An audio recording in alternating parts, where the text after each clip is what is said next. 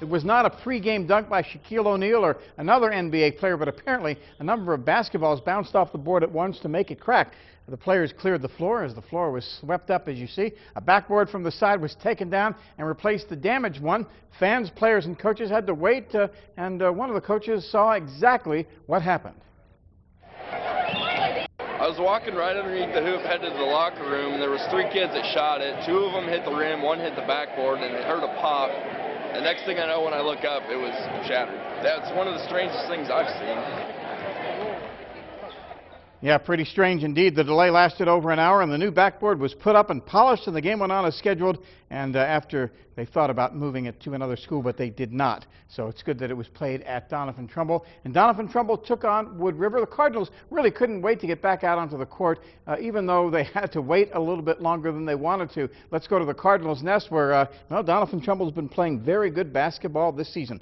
One of the reasons Jordan Slough scrambles for the basketball, falls down, gets up, and hits that jump shot to make it 21-15 here in the second quarter of play in this Lou Platte tournament. 3-ball by the Wood River Eagles. Dan Bushett connects on the 3. It was 23-18 in favor of the Doniphan Trumbull Cardinals. And now the steal by Jordan Slough make that 25-18 as Jordan goes in for the layup. And then his quarterback on the football team, Riley Wiltfong, gets into the act. Riley just signed with Concordia yesterday, and here he hits a 3. Of course, he'll be going for football. I think both those guys will be, as a matter of fact. Now, Creighton Burr would score here on a nice pass from Jordan Slough, and Doniphan Trumbull would take a 34-27 halftime lead. Final score in this one, as Doniphan Trumbull moves on in the Lou Platte tournament, plays at Ord tomorrow night, 68-60 Doniphan Trumbull over Wood River. The Adams Central Patriots also victor tonight in Lou Platte play. They defeat Ord by the score of 55-50. While the Adams Central Patriots were far away from home in Ord, well, their basketball court was put to good use in the Twin Valley tournament girls action.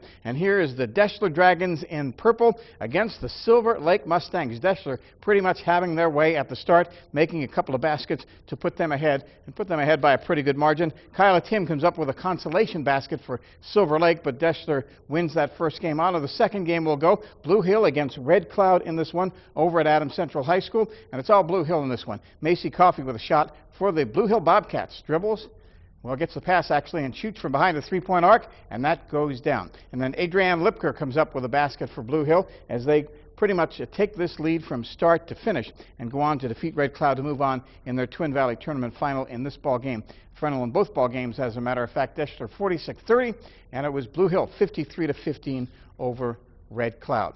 One Division I athlete had to postpone her official scholarship signing because she didn't have school yesterday. Well, she did today. And discus thrower Alex Meyer signed officially with the University of Nebraska. Alex is all-class gold medalist, a champion with a throw of 149 feet 9 inches in the state tournament last year. She looks to win another state championship and better that mark this May. Now, Alex is the daughter of former Husker and UNK coach Andy Meyer, and he has taught her very well.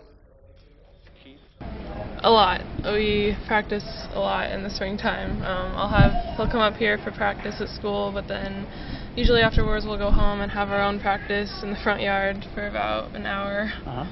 So work on technique and whatnot. It was a decision she made on her own. We didn't, try to persuade her one way or another. She's kind of had it in her mind that Nebraska's been the place for her for quite some time, and I think it did her some good to look at some other schools, but like I said, she's made that decision and she feels good about it, and we do too.